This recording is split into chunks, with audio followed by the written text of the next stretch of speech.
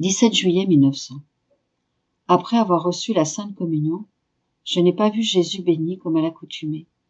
Après l'avoir longtemps attendu, j'ai senti que je quittais mon corps. Alors, je l'ai trouvé. Il me dit aussitôt, « Ma fille, je t'attendais pour pouvoir me reposer un peu en toi, car je ne peux tenir plus longtemps.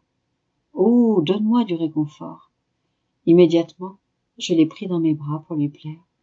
J'ai vu qu'il avait à l'épaule une blessure profonde qui éveillait la pitié et même le dégoût. Il se reposa quelques minutes. J'ai ensuite vu que sa blessure était guérie. Puis, entre l'émerveillement et la surprise, le voyant soulagé, je pris mon courage à deux mains et lui dis, « Seigneur béni, mon pauvre cœur est tourmenté par la peur que tu ne m'aimes plus. J'ai très peur que ton indignation s'abatte sur moi.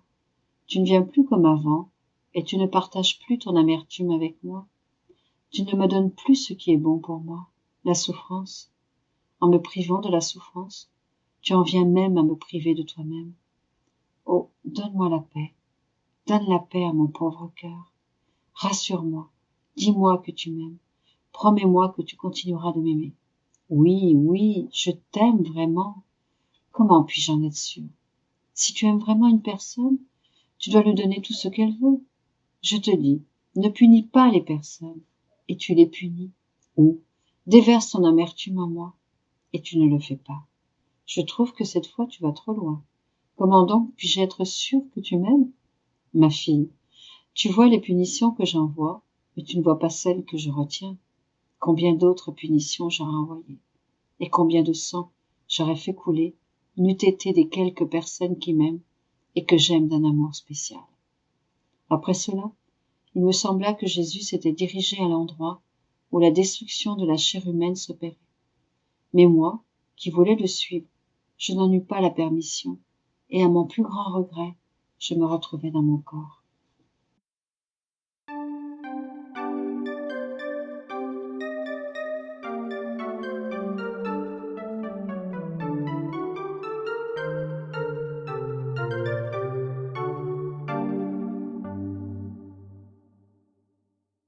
« 17 juillet 1906.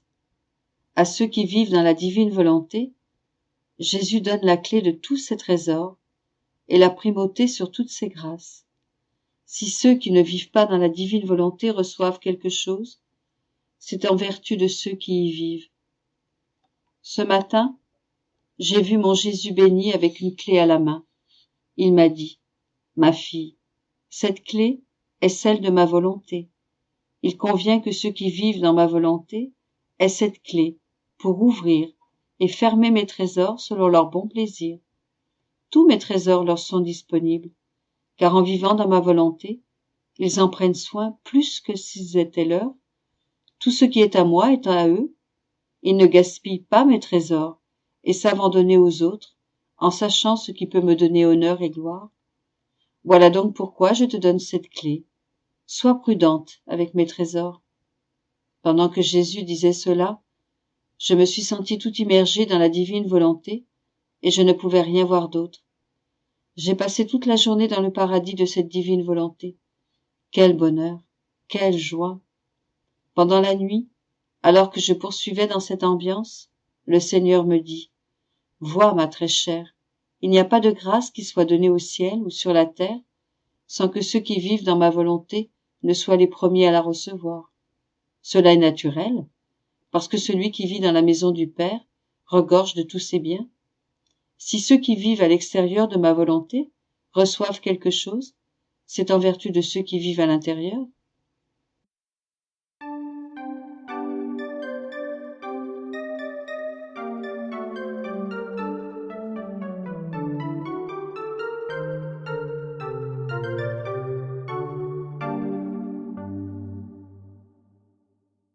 « 17 juillet 1907. La paix est le vrai signe que l'on vit dans la divine volonté. Je me trouvais dans mon état habituel, quand Jésus béni vint brièvement et me dit, « Ma fille, le vrai signe qu'une âme vit dans ma volonté, c'est qu'en toutes circonstances, elle demeure en paix. Ma volonté est si parfaite et sainte qu'elle ne peut produire même l'ombre d'une agitation. Si dans les contradictions, les mortifications ou l'amertume, L'âme se sent troublée, elle ne peut dire qu'elle est dans ma volonté. Si elle se sent résignée et en même temps troublée, elle peut dire qu'elle est au mieux dans l'ombre de ma volonté. L'âme, qui est hors de ma volonté, ressent toutes ces perturbations, mais non pas l'âme qui est dans ma volonté.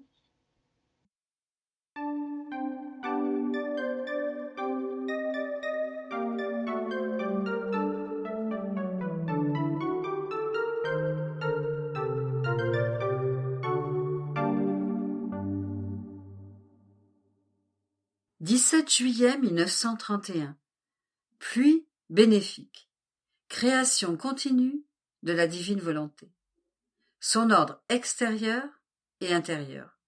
La créature devient portée dans ses bras. Je me sentais tout immergé dans le Fiat. Son air est si doux, si rafraîchissant, que je me sens renaître à chaque instant à une vie nouvelle. Mais que respire-t-on dans cet air du divin vouloir?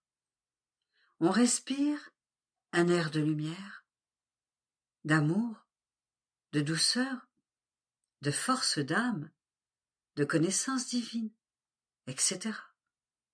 De telle sorte que la créature se sent rendue à une vie nouvelle. Cet air bénéfique et balsamique qu'elle respire fait grandir dans la créature la vie divine. Et comme cet air est tellement puissant, ce qu'elle inspire à chaque respiration est suffisant pour lui donner la vie, et elle doit en expirer le surplus.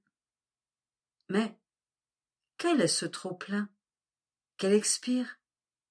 C'est ce qu'elle a reçu après en avoir fait le plein, c'est-à-dire l'amour, la lumière et la bonté qu'elle a respirée et qu'elle veut redonner. Mais mon pauvre esprit se perdait dans cet air divin lorsque mon doux Jésus me dit: Ma fille, tous les actes bons accomplis par la créature dans ma divine volonté s'élèvent vers Dieu, car il détient la puissance divine pour attirer dans la contrée céleste ce que l'on fait dans son vouloir.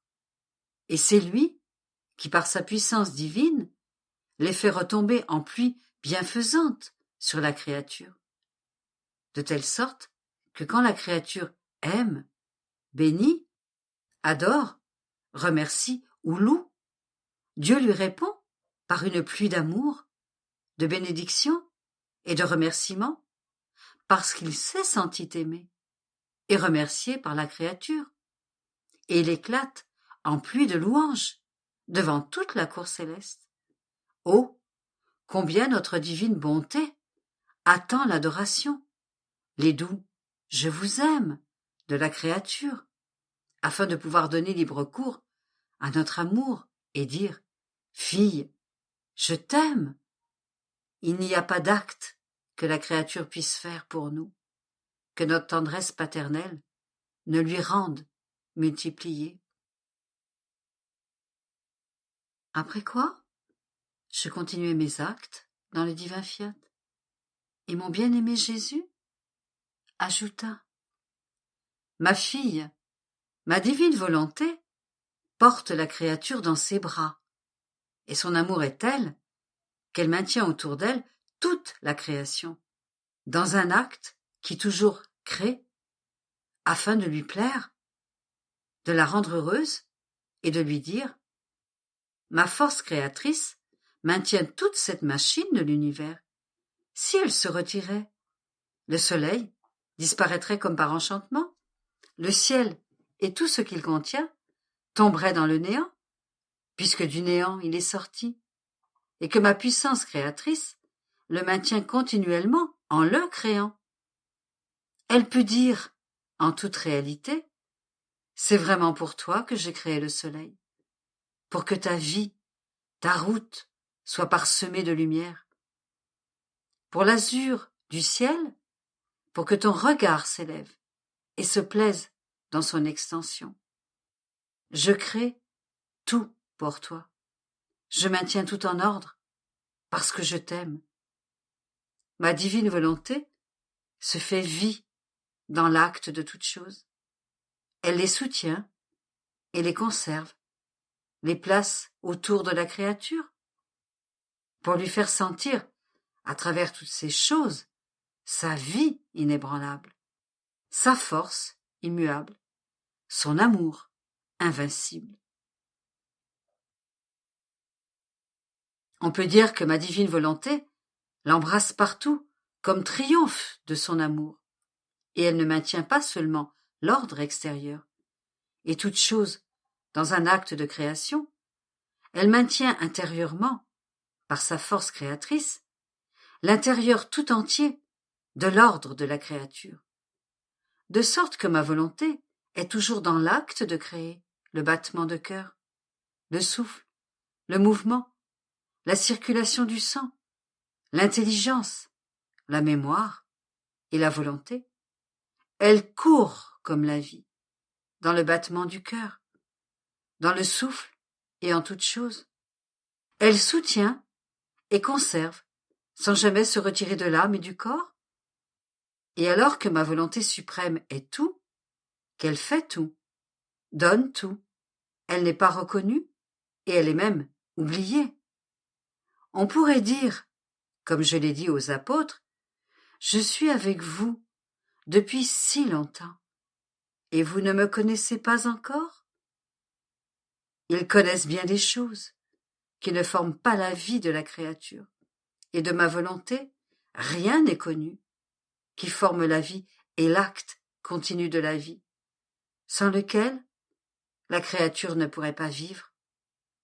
Par conséquent, ma fille, sois attentive et reconnais en toi et à l'extérieur de toi, en toute chose, ma volonté qui est plus que ta vie même, et tu sentiras des choses admirables, son acte continuel qui t'aime d'un amour inlassable et qui, à cause de cet amour, te donne la vie.